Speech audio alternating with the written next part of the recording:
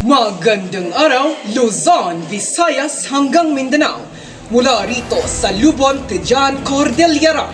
Ito ang Lubon Bando Balita.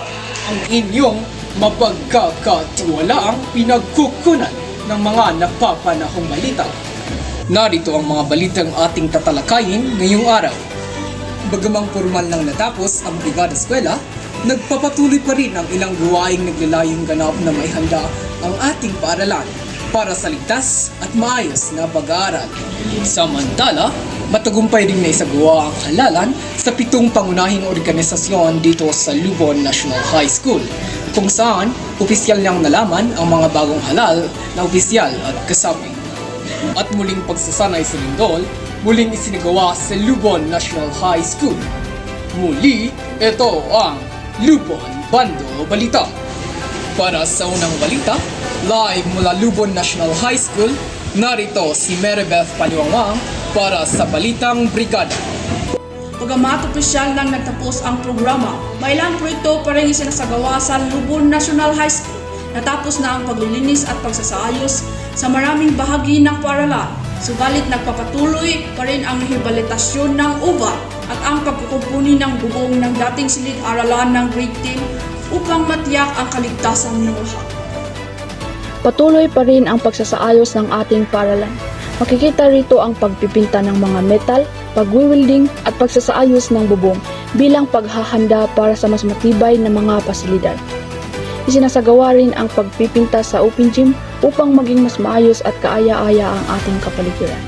Ang mga gawain ito ay bahagi ng patuloy na pagpapabuti ng ating paaralan para sa kapakinabangan ng lahat. Upang higit nating malaman ang kasalukuyang kalagayan ng mga gawain ito, kakausapin natin si Ginang Blanch, isa sa mga nagtatrabaho dito sa Lubon National High School. Ano pong masasabi niyo tungkol sa Lubon High School? Bilang isang empleyado dito sa Lubon National High School, ang masasabi ko lang sa Brigada Eskwela natin sa taong ito, taong 2026-2027 ay hindi pa po siya fully done kasi mayroon pa pong hindi nagawang mga proyekto or mga dapat ayusin. Kaya inaningahan ko po ang lahat ng mga magulang na hindi pa po nakapagbrigada dito sa Lubon National High School. Maaari naman pong makipag-unayan sa akin or sa iba't iba sa ating mga guro para sa kayo po ay pupunta dito para i-accomplish nyo po ang inyong responsibilidad bilang mga magulang. Yan ang pinakahuling ulat mula dito sa Lubon National High School. Ako si Maribeth Paliwangwang, nag-ulat ng direkta sa lugar ng pangyayari. Janrick. Maraming salamat, Maribeth. Para naman sa Balitang Halalan, narito si Cyberly Jimenez. Dito sa entablado ng Lubon National High School, ginanap ang halalan noong ika-9 ng Hulyo, kung saan ang 7 pangunahing organisasyon, ang Horse Club, Journalism, Scouts, Math Club, STEP, BKD, YesO, at Culture and Arts, at tagumpay na naihalal ang mga bagong leader at kasapi ng bawat samahan. Inaasahan sila ang mangunguna sa iba't ibang programa, papalago ng kakayahan, pamumuno, at pakikilaw ng bawat estudyante sa buong taon. Kaugnay nito, nakausap natin si Ginang Geranaboli, tagapayo ng SSLG, at isang mag-aaral dito sa Lubon National High School. Ano po ang iyong masasabi sa mga bagong opisyal na naihalal dito sa Lubon National High School? Ako ay bilang isang guro ay nagagalak sa Mindanao at bilang isang advisor ng SSLG, ako din ay nagagalak kung ano yung resulta ng halalan ngayon kasi nakikita ko na yung mga naibuto na mga officer, deserve nila magiging officer kasi yung mga mag-aaral nandun yung tiwala nila sa kanila kaya kung ano man yung mga platform nila sa ngayong school year siguradong maatin nila. Kasi both yung members at saka yung officers magtutulungan sila. Paano makakatulong ang mga organisasyong ito sa paglinang ng kakayahan at pamumuno ng mga estudyante? makatulong ang organisasyong ito sa paghubog ng ating mga kakayahan, responsibilidad at pamumuno bilang isang mag-aaral sa pamamagitan ng mga aktibidad. Mula rito sa Lubon National High School, ako si Cyber, nagbabalita.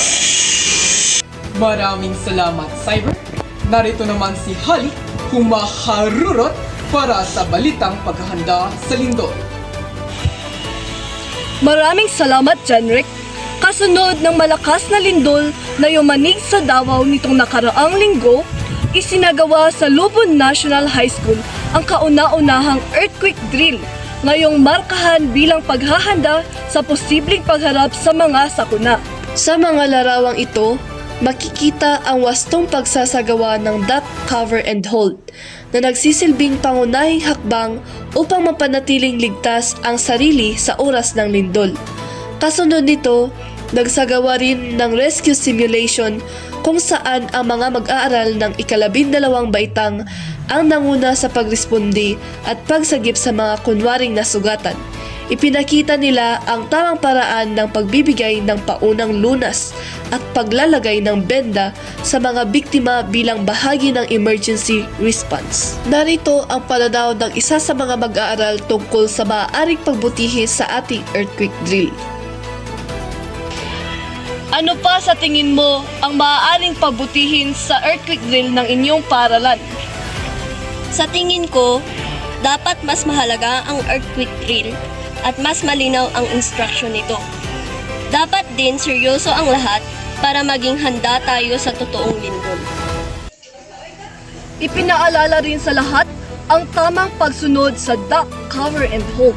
Gayon din ang mga wastong hakbang bago, habang at pagkatapos ng lindol. Sa pamamagitan ng ganitong pagsasanay, nahasa ang kahandaan at disiplina ng bawat miyembro ng paaralan upang maging handa sa anumang hindi inaasahang pangyayari. Mula rito sa Lubon National High School, ako si Hali, nag-uulat. Ika nga nila, kapag nagkakaisa ang isang komunidad, walang pagsubok ang hindi malalampasan. At kapag handa ang bawat isa, mas ligtas ang kinabukasan ng lahat. Muli, ako si Janrick Bangsilan at ito ang Lubon Bando Balita. Nag-uulat ng may katapatan, naglilingkod ng may pananagutan.